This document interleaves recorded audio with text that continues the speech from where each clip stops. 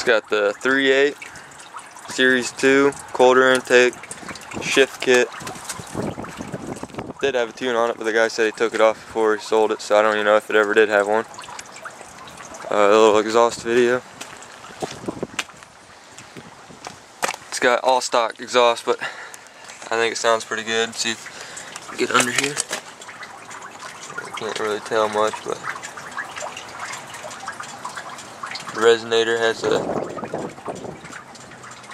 rusted hole in it, and the muffler back here has got a little bit of a rusted hole in it. It is a 98, so let's see. This side's pretty good. A little bit of a exhaust video here.